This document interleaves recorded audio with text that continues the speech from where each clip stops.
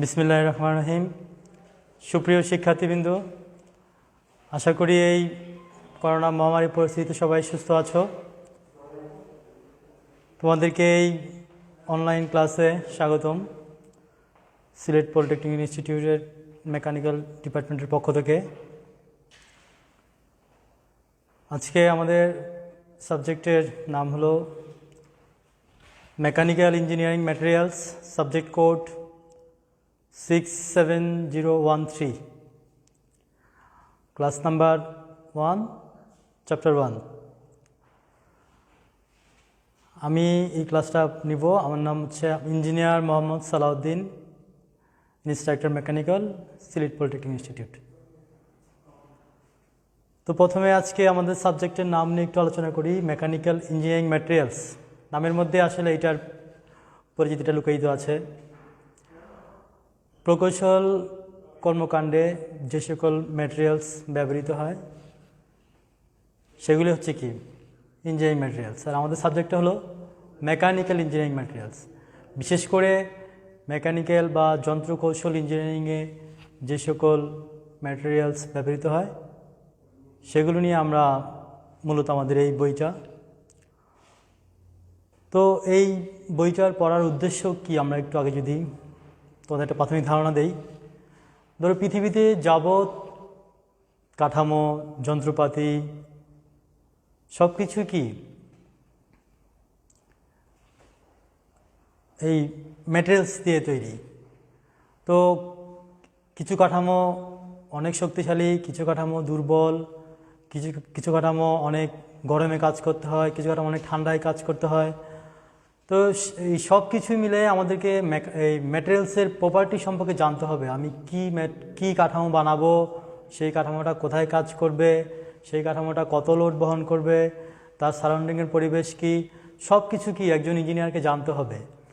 জানার পরে সেই উপযোগী ম্যাটেরিয়ালস, সেই উপযোগী বস্তু ঠিক করেই কিন্তু কাঠামোটা তৈরি করতে হবে। তো এই সকল বিষয়ে সম্যক ধারণা পাওয়ার জন্যই আমাদের এই সাবজেক্টটা আমাদেরকে পড়তে হবে, যেন আমরা ম্যাটেরিয়ালসের গুণাবলী সম্পর্কে আমরা ধারণা লাভ করতে পারি। এইটা একটা প্রাথমিক স্টেপ। এরপর আরও বই আছে, ইঞ্জিনিয়ারিং মেটালার্জি আছে, হিট ট্রিটমেন্ট আছে। এগুলো কি ম্যাটেরিয়াল প্রকৃতি থেকে সংগ্রহ, তারপরে বিশোধন, তারপরে বস্তু তৈরি, তারপরে সেটাকে আরও টেকসই, এই ধাপে ধাপে তোমরা পড়তে থাকবা। তো আমরা হচ্ছে ইঞ্জিনিয়ারিং ম্যাটেরিয়ালসের একটা প্রাথমিক ধাপ পরিচিতিগুলো, সেগুলোর কিছু ধর্ম নিয়ে আমরা আলোচনা করব। তো আমাদের প্রথম চ্যাপ্টারটার নাম হলো মেকানিক্যাল প্রকৌশল সামগ্রীর পরিচিতি। তো প্রথমেতে বললাম যে প্রকৌশল কাজে যত ম্যাটেরিয়ালস ব্যবহার হবে সবগুলি কি প্রকৌশল সামগ্রী। তো প্রকৌশল সামগ্রীগুলো প্রকৃতি থেকে পাওয়া যায়। সকল প্রকৌশল সামগ্রীর উৎস হচ্ছে কি পৃথিবীর ভূপৃষ্ঠ। পৃথিবীর ভূপৃষ্ঠ থেকে কী করতে হয়, মানুষকে এগুলোকে সংগ্রহ করতে হয়। কিছু প্রাকৃতিকভাবে থাকে, কিছু আবার মানুষ কৃত্রিমভাবে তৈরি করে, কিন্তু সবগুলোর উৎসই কি পৃথিবীর ভূত্বক। পৃথিবীর ভূত্বক থেকে কী হচ্ছে সবগুলোর উৎস। তো প্রাথমিকভাবে ইঞ্জিনিয়ারিং সামগ্রীগুলিকে দুই ভাগে ভাগ করা হচ্ছে। একটা হচ্ছে অবকাঠামোগত সামগ্রী, আর একটা হচ্ছে অন্যান্য সামগ্রী, যেটা দিয়ে প্রথমে অবকাঠামো বলতে যেটা নির্মাণের জন্য, ধরো এই বিল্ডিংটা, একটা গাড়ি, যেটাই তৈরি করা হয় সেটাকে আবার কি সুরক্ষার জন্য আরও কিছু ম্যাটেরিয়ালস প্রয়োজন হয়। তাহলে দুই ধরনের, একটা হচ্ছে অবকাঠামোগত সামগ্রী, আর একটা হচ্ছে অন্যান্য, সেটাকে টেকসই করার জন্য, সুরক্ষার জন্য, আবহাওয়া থেকে প্রতিরোধ করার জন্য আরও কিছু সামগ্রী ব্যবহার করা হয়। তাহলে দুই ধরনের সামগ্রী, একটা হচ্ছে অবকাঠামোগত সামগ্রী, একটা হচ্ছে কি সুরক্ষাজনিত যে দ্রব্যগুলো ব্যবহার করা হয় সেগুলোর একটা ক্লাসিফিকেশন। আর এই ভূত্বক হচ্ছে আমাদের প্রকৌশল সামগ্রীর আধার ভাণ্ডার। সেখান থেকে আমরা যত সামগ্রী পাবো সেগুলো কি দুই ভাগে ভাগ করা। একটা হচ্ছে ধাতু, আর একটা হচ্ছে অধাতু। ধাতব সামগ্রী কিছু, আর হচ্ছে অধাতব সামগ্রী। তো ধাতব বলতে তোমরা সবাই জানো যে ধাতুর কিছু বৈশিষ্ট্য আছে। হ্যাঁ, ধাতু মানে যে লোহা, তামা, হ্যাঁ, স্বর্ণ, রূপা, এগুলো সব কি ধাতু। আর অধাতু বলতে আমরা বুঝবো ধরো বালি, সিমেন্ট, কাঠ, এই ধরনের জিনিসগুলো কি দুইটা সকল সামগ্রী কী করা হয়, দুইটা ভাগে ভাগ করা হয়, একটা হচ্ছে ধাতব আর একটা হচ্ছে অধাতব। আর এই সামগ্রীগুলো দুইভাবে ভূত্বক থেকে আমরা দুইভাবে পাই, একটা সরাসরি সৃষ্টিকর্তা পদার্থ যেভাবে আছে সেভাবে নিয়ে আমরা ব্যবহার করি, আর একটা হচ্ছে সেটাকে আবার আমরা প্রসেস করে কৃত্রিম উপায়ে তৈরি করি, দুটো উপায়। যেমন সরাসরি কি পাওয়া যায়, সরাসরি যদি আমরা পাই লোহার আকরিক, হ্যাঁ, স্বর্ণ, রূপার আকরিক, অ্যালুমিনিয়াম, এগুলো কি আমরা সরাসরি পেয়ে থাকি। এগুলোকে আমরা প্রসেস করে, হ্যাঁ, এগুলো কি প্রকৃতি সৃষ্টিকর্তা পদার্থ। আমরা চাইলে অ্যালুমিনিয়াম তৈরি করতে পারবো না, আমরা চাইলেই স্বর্ণ তৈরি করতে পারবো না। এগুলো কি ভূত্বক থেকে আমরা সংগ্রহ করে থাকব। তদ্রূপ আর কিছু আছে কৃত্রিম, যে এগুলোকে তৈরি করে নিতে হয়, যে ভূত্বক থেকেই সামগ্রী নিয়ে করতে হয়, এগুলোকে আবার প্রসেস করে তৈরি করে নিতে হয়। যেমন রং, বার্নিশ, হ্যাঁ, বিভিন্ন ধরনের গ্লু, আঠা, সলিউশন, এগুলোকে আমরা তৈরি করে নিই। এগুলো সরাসরি প্রকৃতি থেকে পাওয়া যাবে না। বোঝা গেল? দুইটা ভাগ, একটা হচ্ছে কৃত্রিম আর একটা হচ্ছে কি প্রকৃতি থেকে পাওয়া যাবে, একটা ধাতব, একটা হচ্ছে অধাতব। তো আমি যদি একটু সংক্ষেপে যদি আমরা একটু প্রকৌশল সামগ্রীর আমরা যদি একটা শ্রেণীবিন্যাসটা দেখাতে চাই তাহলে কেমন হবে, একটু আমি দেখিয়ে দেই। যদি আমরা লিখি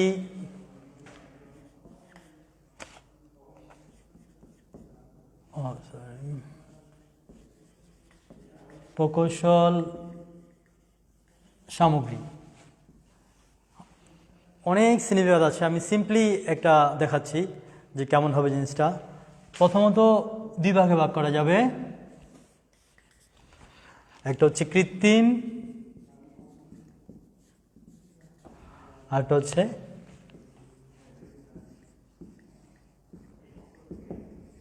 প্রাকৃতিক। কৃত্রিম, প্রাকৃতিক, হ্যাঁ, প্রথম দুইটা ভাগ, একটা হচ্ছে মানুষ তৈরি করবে আর একটা সরাসরি প্রকৃতিতে পাওয়া যাবে। বুঝা যাচ্ছে? তারপরে এই কৃত্রিমকে আবার দুইভাবে ভাগ করবো আমরা, একটা হচ্ছে ধাতব বা ধাতু আর একটা হচ্ছে অধাতব। সেমনি প্রকৃতি থেকেও আমরা পাবো দুইভাবে, সেটাও কি, একটা হচ্ছে ধাতব আর একটা হচ্ছে অধাতব।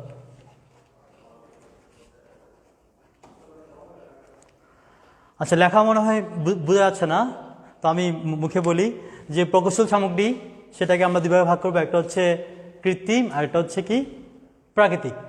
তো কৃত্রিমটাকে দুইভাগে ভাগ, ধাতব, অধাতব। প্রাকৃতিকটাও কি দুইভাগে ভাগ, ধাতব, অধাতব। তো ধাতবের মধ্যে আছে কি, ধাতবের মধ্যে দেখো, হ্যাঁ, লৌহজ, আর একটা আছে কি অলৌহজ। আর এই প্রাকৃতিকের মধ্যেও আছে, প্রাকৃতিকের মধ্যে কি থাকতে পারে, লৌহজ কি থাকতে পারে। আচ্ছা, তো আমাদের লেখা হয়তো বোঝা যাচ্ছে না, আমি তা মুখে একটু বলি। ধাতবের মধ্যে কি আছে, ধাতব আকরিক, আর এটা আছে কি অধাতবের মধ্যে কি আছে, ধাতব আকরিক, যেগুলো ধরো আমরা প্রকৃতি থেকে সরাসরি পাই। অধাতবগুলো আছে ধরো শিলা, বিভিন্ন ধরনের শিলা আছে, তোমরা জানো যে আগ্নেয় শিলা, পারলিক শিলা, রূপান্তরিত শিলা, এগুলো কি আমরা সরাসরি প্রকৃতি থেকেই পেয়ে থাকি। তো আরও বিস্তীর্ণ আরও কি আছে, বিস্তীর্ণ আরও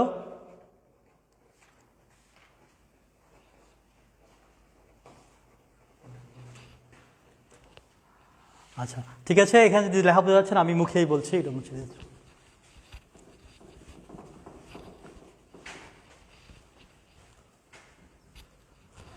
আচ্ছা,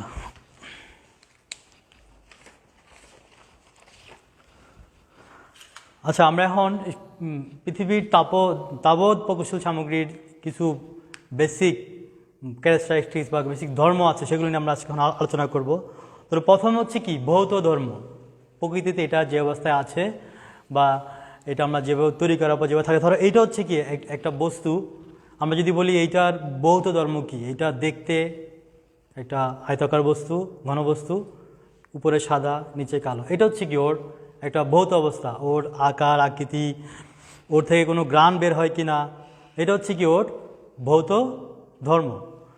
তারপর হচ্ছে যান্ত্রিক ধর্ম। হ্যাঁ, আমাদের ইঞ্জিনিয়ারদের জন্য এটা হচ্ছে সবচেয়ে বেশি স্টাডি করার বিষয়, যে বিশেষ করে আমরা যারা মেকানিক্যাল ইঞ্জিনিয়ার, আমাদের সবচেয়ে ইম্পর্টেন্ট বিষয় হলো যে আমরা পদার্থের বস্তুর কি দেখব, আমরা যান্ত্রিক ধর্মাবলী।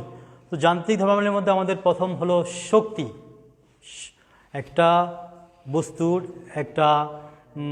একটা রডের টুকরোর বা একটা কাঠামোর, একটা গাড়ি যন্ত্রাংশের কি থাকতে হবে, শক্তি থাকতে হবে। শক্তি বলতে কি, আমরা যদি এটার উপরে বল প্রয়োগ করি, সেই বলটাই কী করতে হবে, সে প্রতিরোধ করতে পারবে। তো বল আমাদের কয় ধরনের আছে, টানা বল, চাপা বল, শিয়ার বল। হ্যাঁ, তাহলে যদি আমি তাহলে শক্তি কয় ধরনের, আমাদের 3 ধরনের শক্তি, টানা শক্তি, চাপা শক্তি, শিয়ার শক্তি। যদি আমি এটার উপর কী করি, চাপ প্রয়োগ করি, তাহলে চাপ প্রয়োগ করলে কি হবে, এটা চাপের ফলে যে বলটা পীড়নটা উৎপন্ন সেটাকে প্রতিরোধ করতে পারতেছে। তেমনি টান দিলে কি, এটা ছিঁড়ে নিয়ে কী করতে পারছে, এটাকে প্রতিরোধ করতে পারতেছে। তার মানে কি এই বস্তুটার কি আছে, টানা শক্তি আছে, চাপা শক্তি আছে, আবার শিয়ার সমতা। শিয়ার জিনিসটা একটু আমাদেরকে বুঝতে হবে। শিয়ার জিনিস আমাদের কাছে নতুন মনে হতে পারে। শিয়ার, আমরা যে সাপোজ ছুরি দিয়ে যদি কিছু কাটি, ধরো আমরা একটু আলু কাটছি এবার ছুরি দিয়ে, সেটা কিন্তু শিয়ার না। শিয়ার হতে হবে একটা বস্তুর উপরে 2 দিক থেকে ফোর্স আসতে হবে। মানে ধরো আমরা যখন চুল কাটি, হ্যাঁ, আমাদের চুল কাটে না, পিতরা চুল কাটে না, একটা চুল কেবল করে কাঁচি দিয়ে কাটে, হ্যাঁ, তখন কি হয়, 2 পাশ থেকে 2টা ফোর্স মানে একটা বস্তুর উপর কেটে, তখন কি হয়, একটা তল আরেকটা তলের উপর দিয়ে এভাবে পিছলায় সরে যায়, সেটাই কি বলে, শিয়ার। তাহলে আমরা কয় ধরনের বল পড়লাম, বুঝতে পারলাম, টানা বল, চাপা বল, এটা হলো কি শিয়ার বল। তাহলে এই বল প্রয়োগের ফলে যদি কোনো বস্তু টিকে থাকতে পারে, তাহলে বস্তুর সেই ধর্মকে কি বলবে, শক্তি। তাহলে বস্তুটা শক্তিকে প্রতিরোধ করতে পারে। তারপর হলো রাসায়নিক শক্তি। তারপরে শক্তির যান্ত্রিক ধর্মের মধ্যে অনেকগুলো আছে, শক্তি, স্থিতিশক্তি, নমনীয়তা, অনমনীয়তা। আচ্ছা, এই বিষয়গুলো আমরা পরবর্তীতে আলোচনা করছি। আমি জাস্ট এখন গুরুত্বপূর্ণ যে আমাদের একটা বস্তুর যে কয়টা প্রপার্টি সেটা নিয়ে কথা বলছি। প্রথমে গেল ভৌত ধর্ম, তারপর যান্ত্রিক ধর্ম, তারপর গেল রাসায়নিক ধর্ম। এটা খুবই গুরুত্বপূর্ণ। এইটা একটা বস্তুর রাসায়নিক ধর্মের উপর নির্ভর করবে, সে পরিবেশের সাথে খাপ খাইয়ে কতটুকু চলতে পারবে, সে ক্ষয় প্রতিরোধ করতে পারবে কিনা, সে অম্লীয় না ক্ষারকীয়, এইসব বিষয় নির্ভর করবে কি দিয়ে, বস্তুর রাসায়নিক ধর্ম দিয়ে। তারপর হচ্ছে বৈদ্যুতিক ধর্ম। এটা আনাদার গুরুত্বপূর্ণ প্রপার্টিজ বস্তুর, যে বস্তুটা কি তাপ পরিবাহী না তাপ অপরিবাহী, তার আপেক্ষিক রোধ কত, এই বিষয়গুলো যন্ত্রপাতি ডিজাইন করতে গেলে অনেক বেশি প্রয়োজন হয়। তো এই বিষয়গুলো ইঞ্জিনিয়ার আমাদেরকে খুব ভালোভাবে জানতে হবে। দ্বিতীয় হলো তাপীয় ধর্ম। তাপীয় ধর্ম, হ্যাঁ, তাপ পরিবহন করতে পারবে কি পারবে না, তাপ সহ্য করতে পারবে কি পারবে না, আপেক্ষিক তাপ, এগুলো হচ্ছে বস্তুর তাপীয় ধর্মের মধ্যে পড়ে। আরেকটা হচ্ছে চৌম্বক ধর্ম। হ্যাঁ, বস্তু কি চৌম্বকীয় না অচৌম্বকীয়, তারপরে তার হিস্টোরিসিস, তারপরে তার ভেদ্যতা, এইসব বিষয়গুলো আলোচনা করা হয় বস্তুর বৈদ্যুতিক ধর্মের উপরে। তাহলে আমরা কয়টা ধর্ম পড়লাম বস্তুর?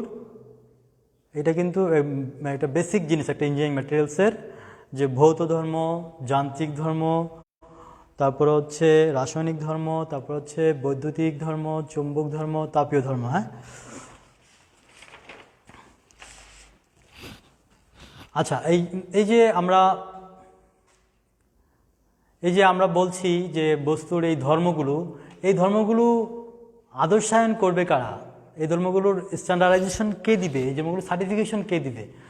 বিশ্বের বড় বড় কান্ট্রিগুলোতে সকল দেশেরই প্রায় কী আছে, নিজস্ব স্ট্যান্ডার্ডাইজেশন প্রতিষ্ঠান আছে, আদর্শায়ন প্রতিষ্ঠান আছে। যেমন বাংলাদেশে আছে বিএসটিআই মিনস হলো বাংলাদেশ স্ট্যান্ডার্ড টেস্টিং ইনস্টিটিউট।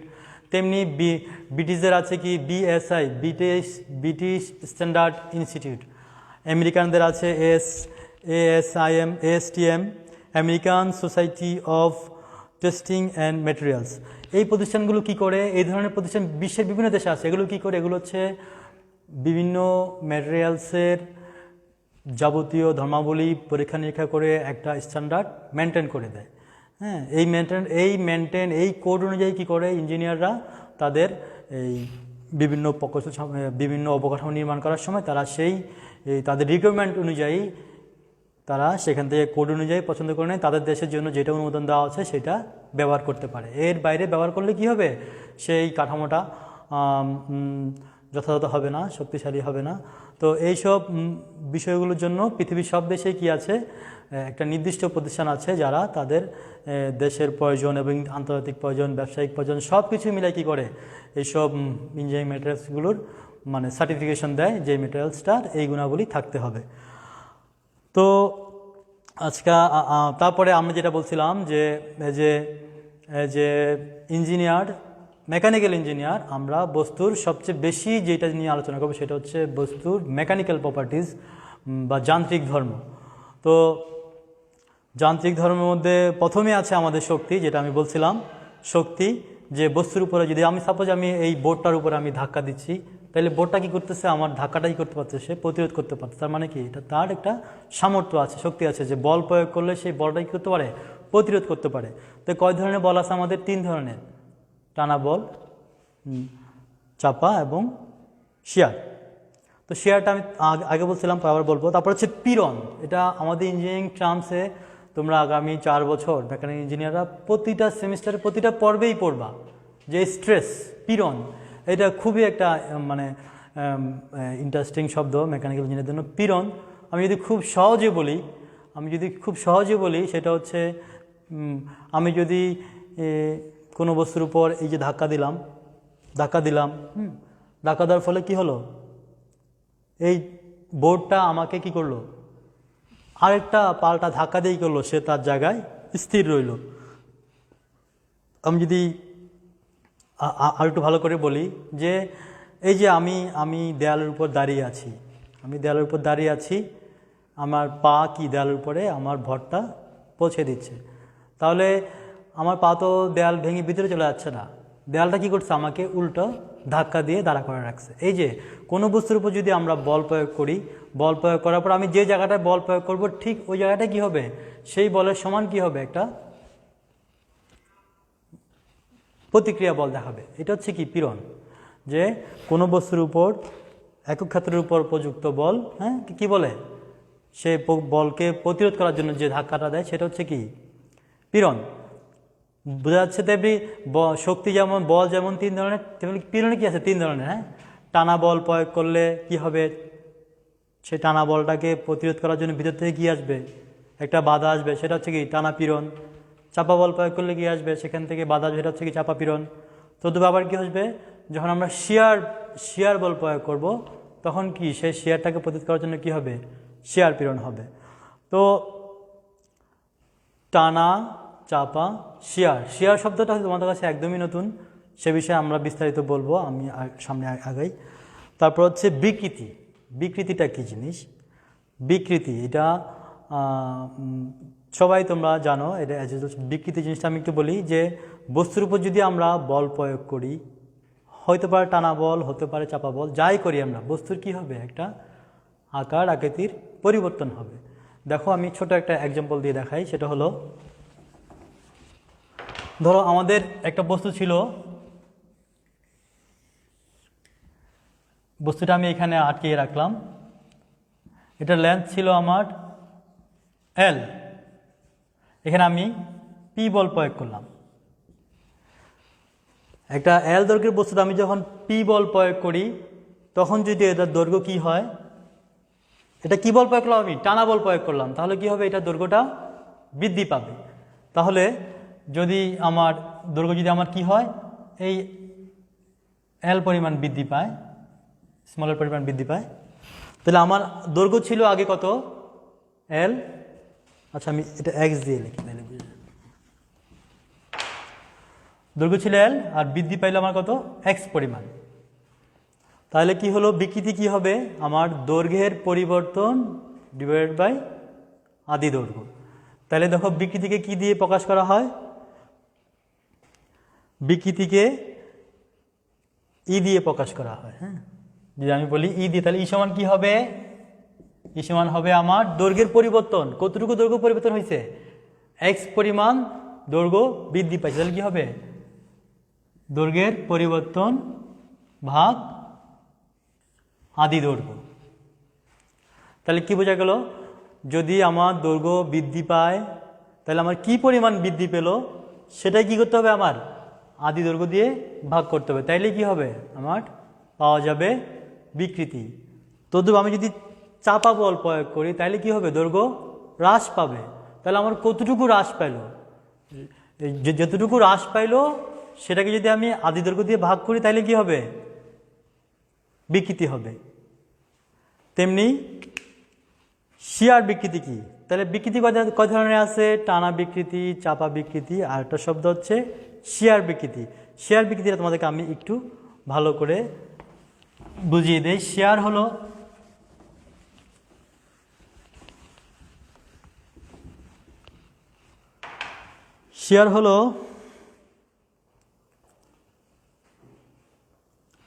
শিয়ার বিকৃতি হলো এটা আকৃতিগত পরিবর্তন। দেখো সাপোজ এখানে একটা আমাদের বস্তু আছে, বস্তুটাকে আমরা যদি এখানে এটা দিয়ে বোঝাচ্ছে কি? বস্তুটা এখানে শক্তভাবে আটকে আছে। যদি আমি এ বি সি ডি একটা বস্তু হয় আমাদের,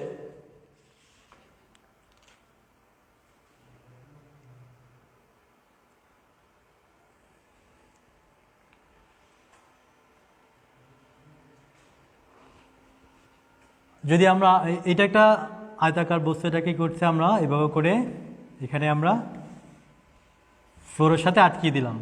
তারপর আমরা যদি এখানে একটা পি বল প্রয়োগ করি, কি হলো? আমরা একটা পি বল প্রয়োগ করলাম। তাহলে এখানে তো এটা শক্তভাবে কি আছে? দৃঢ়ভাবে কি আছে? আটকানো আছে। তাহলে কি হবে? এই মাথাটা কিছুটা ওইদিকে সরে যাবে। ধরলাম এদিকে পরবর্তী অবস্থান কি হলো আমাদের? এটা হলো আমাদের এ প্রাইম, আর এটা সরে আসলো এখানে, হয়ে গেল আমাদের কি? এটা হলো আমাদের ডি প্রাইম।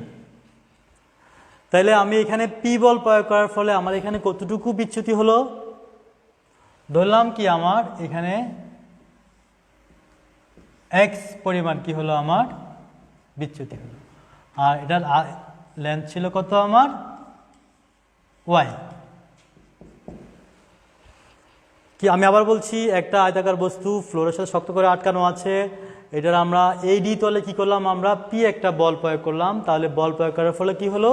এটা এতটুকু বিচ্যুতি হলো। সেই কতটুকু আকার পরিবর্তন হলো? এক্স পরিমাণ কি হলো? আকারটা পরিবর্তন হলো। তাহলে এখানে বিচ্যুতি আমরা কি দিয়ে লিখবো? বিচ্যুতি হবে আমাদের ডাইরেক্টলি হবে আমাদের কি? X by y. তাহলে আমরা কয় ধরনের বিকৃতি দেখলাম? একটা হলো টানা বিকৃতি, চাপা বিকৃতি, আরেকটা হলো কি আমাদের শিয়ার বিকৃতি। 3 ধরনের বিকৃতি। আশা করি তোমরা বুঝতে পারছো। ঠিক আছে,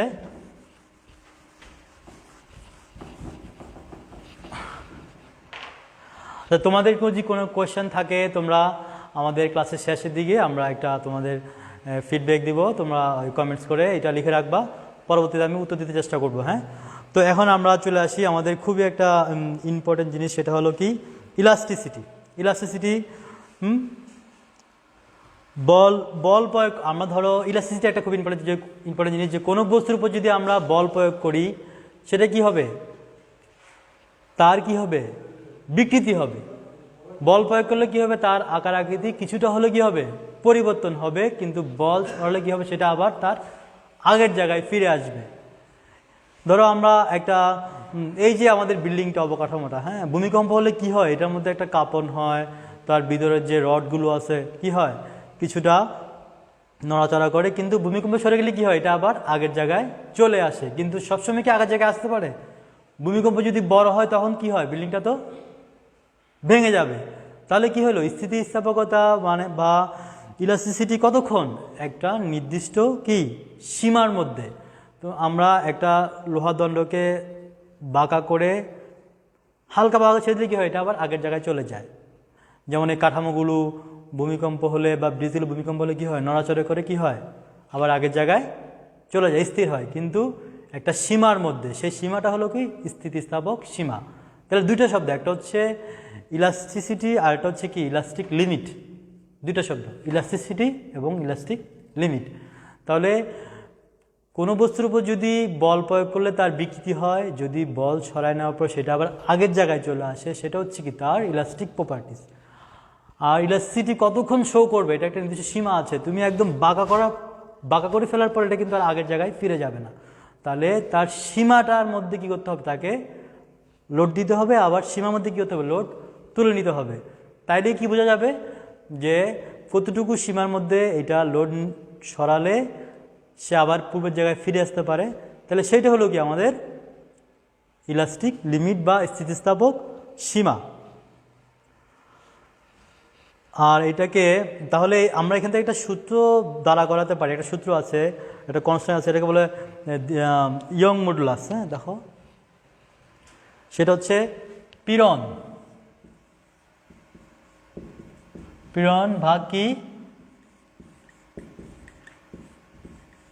বিকৃতি। এটা কি সবসময় কি হবে, একটা ধ্রুবক হবে। হ্যাঁ, একটা ধ্রুবক হবে কতক্ষণ, একটা সীমার মধ্যে। একটা সীমার মধ্যে কি হবে, পীড়নকে যদি আমরা বিকৃতিতে ভাগ করি কি হবে, একটা কনস্ট্যান্ট রাশি পাওয়া যাবে। হ্যাঁ, এই যে একটা কনস্ট্যান্ট, এটাকে বলে কি ইয়ং মডুলাস অফ ইলাস্টিসিটি। হ্যাঁ, ইয়ং মডুলাস অফ ইলাস্টিসিটি, এটাকে ই দিয়ে প্রকাশ করা হয়। এটাকে বলে কি ইয়ং মডুলাস অফ ইলাস্টিসিটি। তাহলে আমি কি বললাম, এই যে কনস্ট্যান্টটা পীড়ন ডিভাইড বাই বিকৃতি, এটা কতক্ষণের জন্য, একটা ওই যে ইলাস্টিক লিমিটের ভিতরে। ইলাস্টিক লিমিট যদি পার হয়ে যায় তাহলে কিন্তু এই ফর্মুলাটা আর খাটবে না। ওকে,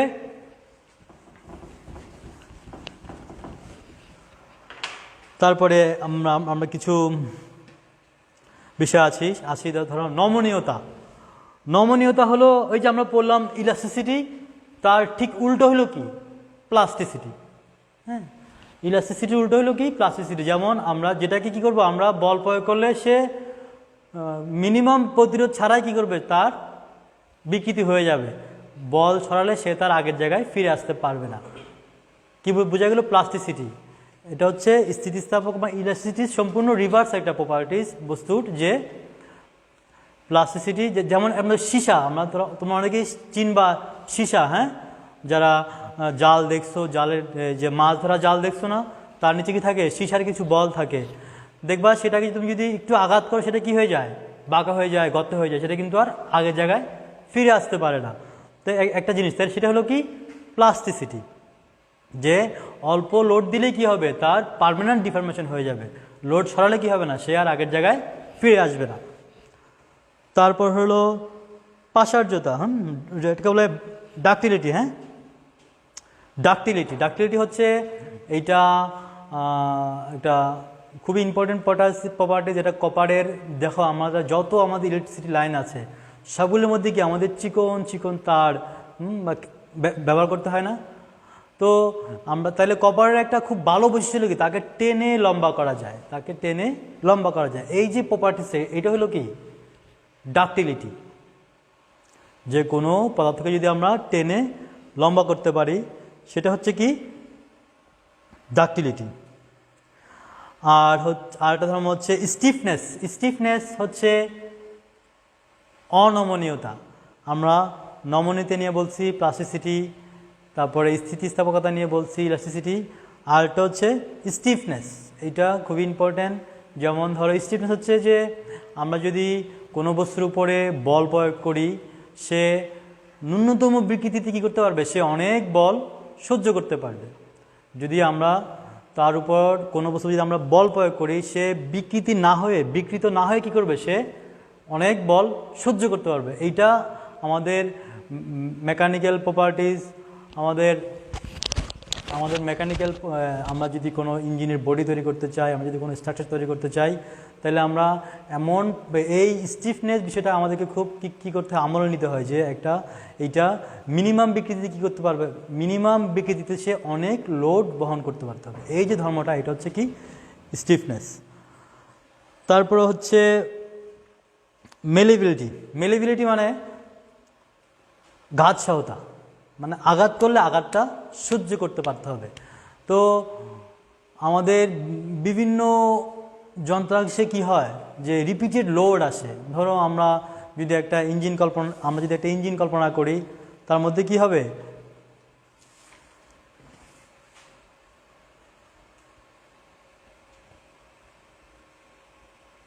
যদি আমরা একটা ইঞ্জিন কল্পনা করি তাহলে তার মধ্যে কি হয়, কিছুক্ষণ পর কি এরকম একটা ধাক্কা আসে, তাই না?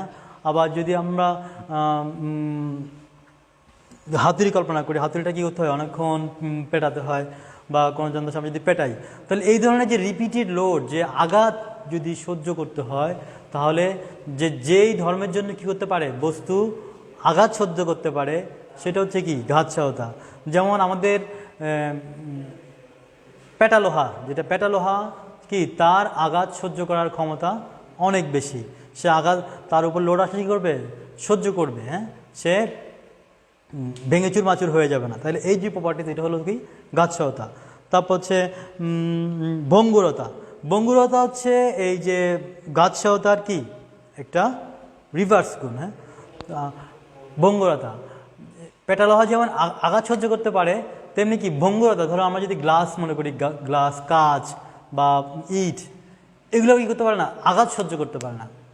তাহলে যে ব্রিটেলনেস, এটাকে বলে কি ব্রিটেলনেস, যে বল প্রয়োগ করলে মিনিমাম বিকৃতিতে কি হবে, সে ভেঙে চুরমাচুর হয়ে ছিঁড়ে বেড়ে যাবে। তাহলে এই যে ধর্ম, যেই ধর্মের জন্য কি বস্তু ভেঙে যায়, সেটাই কি বলে ব্রিটেলনেস। আর একটা শব্দ হলো ফেটিগ। ফেটিগ শব্দটা সম্পর্কে তোমরা অনেকেই জানো, মানে ক্লান্তি আর কি, হ্যাঁ, ফেটিগ। হ্যাঁ, যে আমরা রচনা পড়ছি, প্যারাগ্রাফ পড়ছিলাম না, মনে আছে ছোটোবেলায়, যে টি মানে চা ক্লান্তি দূর করে, মানে টি রিমুভ ফেটিগ। হ্যাঁ, মানে তাহলে এই ফেটিগ হচ্ছে কি ক্লান্তি। ধরো আমি যদি এই দেওয়ালটা, ধরো একটা একখণ্ড ইট, এটার উপরে আমি ছোট একটা হ্যামার দিয়ে যদি পিটাতে থাকি, এটা ধরো ভাঙছে না, একবার ভাঙছে না, দুইবারে ভাঙছে না, তিনবারে ভাঙছে না, কিন্তু একটা লিমিট আছে, হ্যাঁ, একটা লিমিট থাকবে, যে সেই লিমিটে গেলে কি হবে, সেই পাথরটা ভেঙে গুঁড়ো গুঁড়ো হয়ে যাবে। হ্যাঁ, তাইলে এই যে ফেটিগ, যে একটা ছোট বল কিন্তু একটা কাঠানোর উপর কি হচ্ছে, একটা নির্দিষ্ট সীমা পর্যন্ত যখন আঘাত করবে, তখন কি হবে, এটা ভেঙে চুরমার হয়ে যাবে। এই যে গুণাবলী, যে রিপিটেড লোড সহ্য করার জন্য যে ক্ষমতা বস্তু, সেটা হচ্ছে ফেটিগ। আর হচ্ছে